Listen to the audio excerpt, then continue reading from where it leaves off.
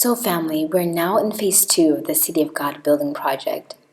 This is such a large vision and a big work the Lord has entrusted to us, and we found it to be wise to break down the construction of this project into phases, so that as donors and supporters on the journey, you can see the progress of our work, your work. We're so grateful for your prayers and support to get us this far. If you remember, we shared the first video of the land a year ago.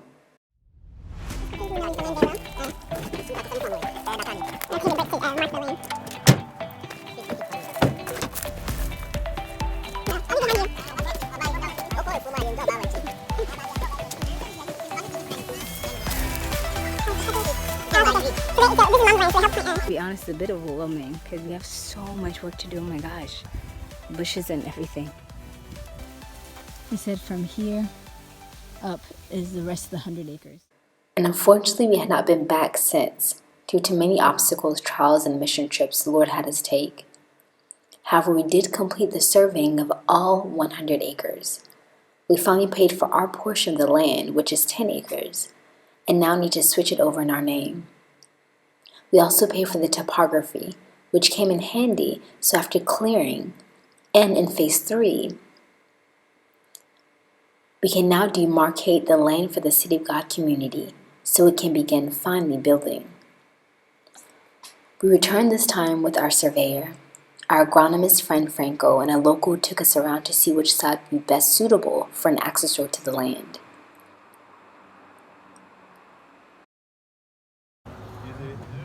Okay, so Heart Dwells family, this is our second time going to the land. We went last year, and so back here this year again to do the phase 2 of the building project. So phase 1, we purchased the vehicle. We're able to get seedlings to start the backyard farming as the Lord requested for us to do, and we were able to get some farming supplies. And now phase 2 is actually us finally working on the land where we get to farm on the land, but we have to do clearing, figure out roads to the land, and we're gonna do about like 2 acres. So we're here now with the surveyor, we're here with Franco, the agronomist, which you guys prayed for. We had the intercessors pray when we first met him that he would be on board and come to help, and it's been several months and he's been such amazing, just helping and giving us knowledge wisdom. So we're about to get in and get started. We are going to wait for the song. Oh, okay. So I'm just recording. So then, yeah, so about to get on. Get to see the land. So we're here, we stopped. If you look around me, and the guys are gathering. We're trying to find the satellite coordinates in order to find a better road to the land. So it's 100 acres, but we have a part of that 10 acres, and today we're going to, with the surveyor, to see where our 10 acres start for the City of God, and then where we can be able to farm, whichever we can be able to farm. But we need to find roads to the good roads to the land, and find a way to the land first that we can actually plow to make a better road. We have 2 roads, but they're very difficult, so that's what the guys are working on right now. They can explain about the roads and what we're trying to create. Yeah, so ideally we are trying to determine what would be the best access route to the land, and possibly create about 2 or 3 more exits, so that we don't just have one route. So that's now we just have one.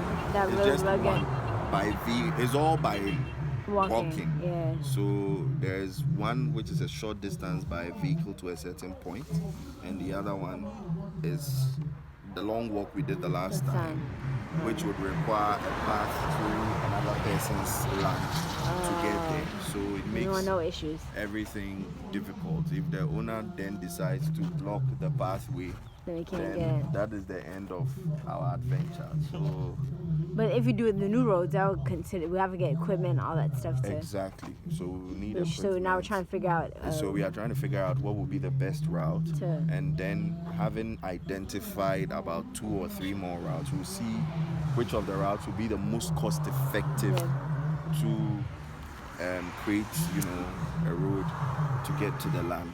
before, because then the road is one of the most important things to give us easy access to and from the land, and to also introduce any type of equipment to even dig a bore well and all of that. You need a road that can move these type of machineries to the site to help even the land clearing and all of that. Other than that, there's really nothing we can do unless we employ manual labor, which is laborious and very costly too. very expensive over time. Okay, thanks, Ben. Franco, say hi. Guys, your prayers worked. He's still with us.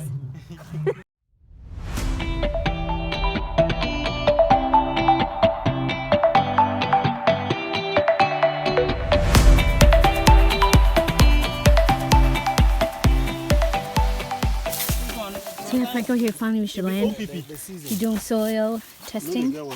Megan. No, I'm just recording. Soil testing so we can see at which point this will be best for vegetation and farming. It's a walk. So this is one. Is it left side or right side of the site, babe? What? This side, left side. Forward. For the site. Both left and right. Okay, okay. So this is one entryway, and we'll With variety of urban areas. This family most likely look at that second one. pollinated plants. They know the food. They know the get. You know the hybrid. This is cassava, yeah? Yes. Okay. We didn't plant this. So you can take from.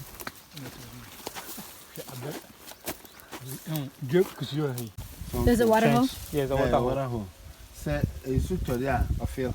But during dry season, it is like this. So it's like a well. Yes. Yeah, it's something Like like a reservoir. Reservoir. a spring or something. Oh, okay, got it. It comes out of the ground. Oh, okay.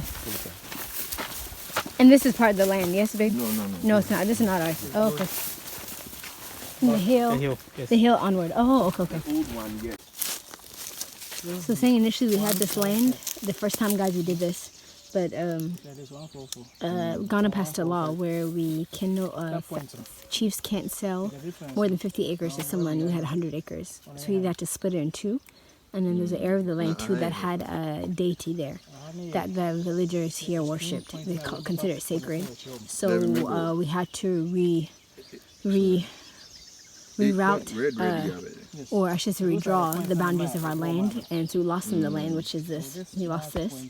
So that means I know we're going to have a battle once we start the community, it being next to the shrine. I don't know where it is.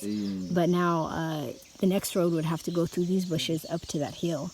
From that hilltop is where then we'll start from our land. Now this land is somebody else's. So we have to make a road. This is the second road we can make, is this one here. And then it turns here to the left and then to our land. Or start it like.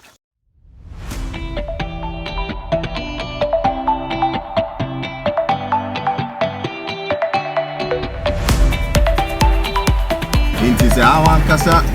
Or better to no amount of video for the type of vehicle where you have to take it off until you can even determine they be a hadi punka or they're not able ha and only now they are. What are you doing? So just finished leaving the first site with the first entrance that we know, and now we're heading to the second entrance. I should have videos, but I didn't. I should have. Oh, it was a walk. As you can see, we're both sweating. Some in the back. A lot of things have overgrown. It's really, really dry. I realized we haven't been here for, it's been over a year since we've been here on the land. So, like I said, so now this is the second road that will take us to the land, and then we're about to head there. So, by the time ourselves, we're here to see how long it takes us to get to the land from this road. The first one took about 20 minutes and 2 kilometers.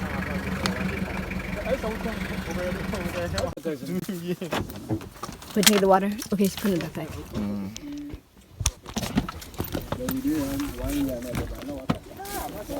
Midpoint, you know, it's about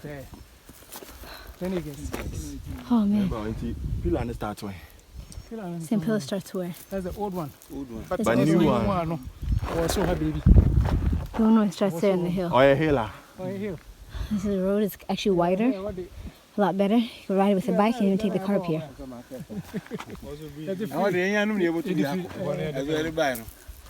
How the end able to me? That's why I was asking whether that difference. that proximity. So technically, Big farm and when you see those trees, that is where the land starts. Behind the trees, those trees are there. So if we are going to create a road, we would need to start from where we park the car Okay. and cut up Sorry, no. insects. Yeah, cut up until this point to gently climb the hill into the land. Okay. So we are deliberating on whether we would start off with this or where we first Yeah. did the video, or Okay. there's an alternative behind the land, Okay. which we would have to explore all those options. And what they're saying about cutting through here, if you No, brought a cutting truck- through here is You said, okay. no, but they said that if you brought the people will have an idea that No, that's not the Okay. problem. Cutting through here is not an it issue. won't be an issue with somebody's land. We would just have to Ask. sit with whoever it is and some level of compensation, because then when you are creating a road, people may come up with issues like, I had a plot of land there, you turned it into a road, Got it. and I need to be compensated. So Okay. we need to examine all of those things and see what we'll be looking at in terms of a bill to now shape up our community. Okay. We are almost there. Almost there starting. Yes, we are about to start. By the grace of God. Thank God we have some of the items available for the farm. We've bought in the mulch, the drip systems, the crop covers. So we've done that. The drip systems will be coming from China. Hopefully we will conclude on the mulch and the crop covers by Friday and wait for that from India to come in by February. But then whilst we wait for that, we need to try and also raise funds for the clearing of the land and the preparation of the road, because without the road access, That makes it hard. everything becomes difficult to deal with. So yeah. Okay. Thanks.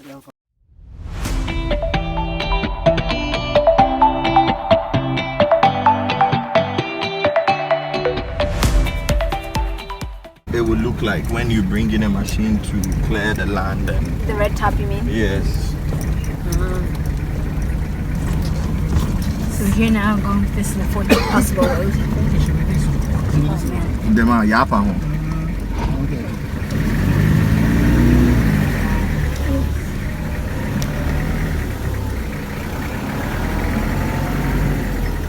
This is wow. So this is the fourth road. Clean.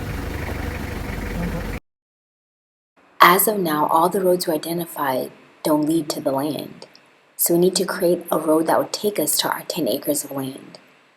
We'll do this by clearing a road path from roads 1 to 3, which will be shown in the video. From road 3, we're looking at a good 1.2 mile walk to the land. Another option is road 1, which is a few kilometers from the nearest road. After we've created the roads, we can now clear the land for both farming and community living. We then would need to dig a bore well for water supply and water tanks, as we use solar for now to use a bore well until we can get electricity, which will be a part of phase 3 of the community building. Being full-time missionaries, we live off the Lord's providence through generous donors like yourselves. We support people and organizations every month and are generous to those who are in need of help. We take care of the poor first, and whatever is left goes towards this cause and this mission. We're really needing help to get this second phase completed. If you're a heart girl, you've been with me on this journey now, and it's finally here, it's time. Please support us and donate so we can complete this second phase as we look forward to the promise of the City of God Sacred Refuge community to be completed. With that said, we're needing roughly $35,200 for this second phase to prepare roads, clear the land, and farm 2 acres in preparation for building. You can support us by donating to our GoFundMe campaign. Please, any amount would be greatly appreciated. We are in the rainy season and would love to hit this goal and clear the land before the season is over. 100% proceeds raised in GoFundMe will go solely to this project. If you donate to us via PayPal or any other way towards the Phase 2 building project, it's important you please put a note on it. Simply write for the City of God. so that the donation's not given out, since we help so many, but it'll be used for this project, and we really need it. Family, please again, we're in need of your generosity. Will you help us build the city of God? Know that this project is your work, and your reward too, every time you've given towards it, or prayed for it. The GoFundMe link is below. Thank you so much, family, for your support, and being with us, and on us, and supporting us on this journey to help us build this family. And for that matter, there could be